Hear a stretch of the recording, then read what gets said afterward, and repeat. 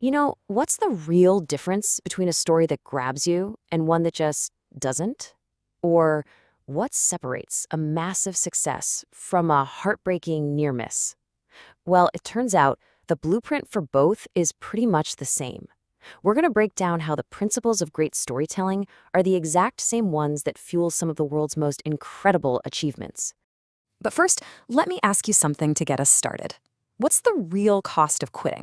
I mean, we always think about the time and money we've already put in, right? But what if the true cost, the real price, is something way, way bigger? Well, for one man, the answer to that question was a literal fortune.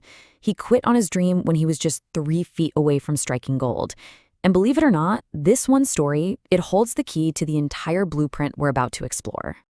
Okay, so this is the story of a guy named R.U. Darby, and it's from the classic book Think and Grow Rich by Napoleon Hill. But listen, this is so much more than just a tale about gold mining. It's a masterclass in the psychology of persistence and really the tricky nature of failure itself. So here's how it all went down. Darby and his uncle get gold fever, they stake a claim, and boom, they strike ore. They are on top of the world. So they cover up their find and go back home to raise money for all the heavy machinery. But when they get back, the vein of gold is just gone. It vanished. They drilled and they drilled and they drilled, but nothing. Their hope just drained away with every try until finally they just gave up. They sold all their equipment to a local junkman for a few $100s and went home, totally defeated. And here's the part of the story that just guts you. The junkman who bought all their stuff, he wasn't a miner, but he was smart. He thought, before I give up, maybe I should ask an expert.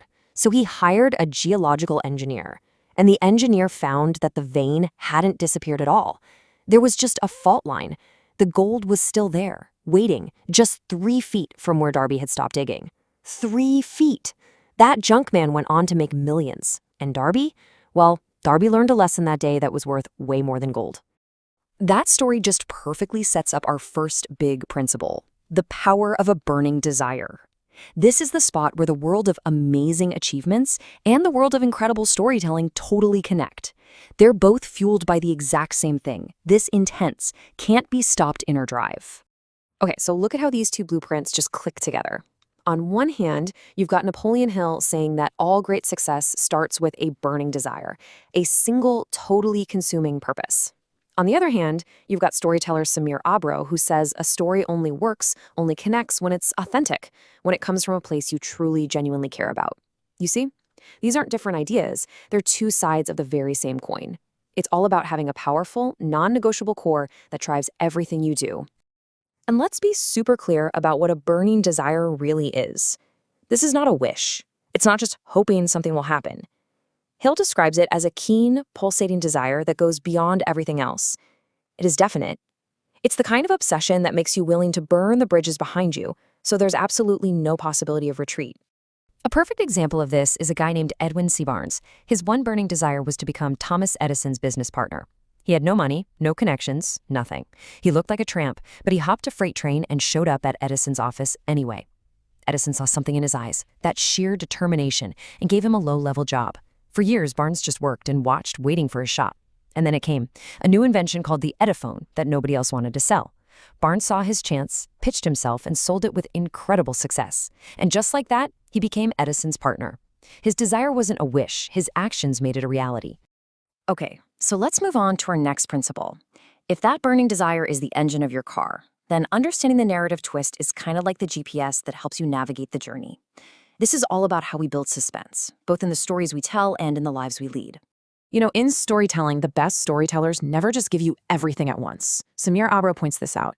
They create a twist. They build that tension. They withhold the punchline.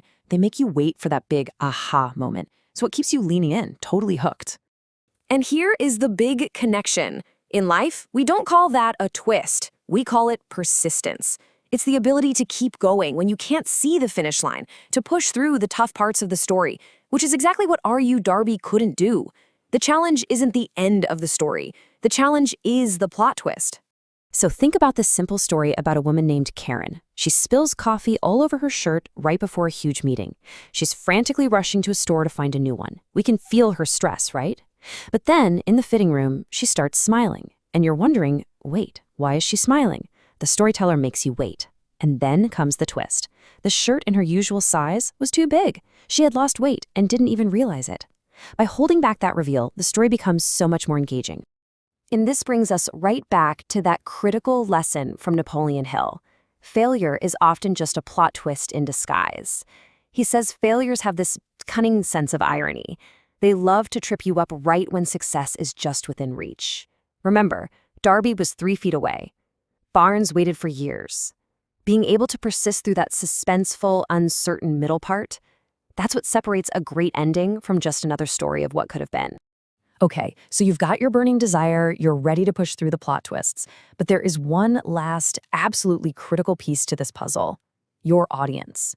Who you tell your story to and who you share your big goals with, that can make all the difference in the world. Just look at this direct parallel. It's fascinating. In storytelling, the rule is aim it right. You have to know your audience. In life, for success, Napoleon Hill calls it creating a mastermind group. You have to choose your inner circle carefully. See? The core idea is exactly the same. A powerful message, whether it's a story or a life goal, will lose all of its power if you deliver it to the wrong people. Let's make this super concrete. Karen's weight loss story worked because she told it to the perfect audience first, her close friend who was immediately invested and excited for her. Now, flip that. Imagine telling your ambitious plan to climb K2 to a group of friends whose biggest ambition is to finish a Netflix series in 1 weekend. What's going to happen? They're going to ridicule you, and your motivation is just going to drain away.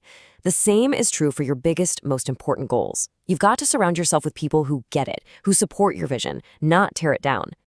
So let's bring this all home. This isn't just a random collection of cool ideas. This is a real, practical, 3-step blueprint for influence, and you can use it whether you're telling a story, launching a company, or chasing a personal dream. Here it is. Step 1, start with the core. Find that authentic, burning desire. It has to be definite and it has to be yours. Step 2, embrace the twist. When you hit a roadblock, don't quit. See it for what it is, the plot twist right before the big comeback. You have to persist. And finally, step 3, aim it right. Protect your energy, protect your vision, and share it only with the right people, an audience and an inner circle that will lift you up.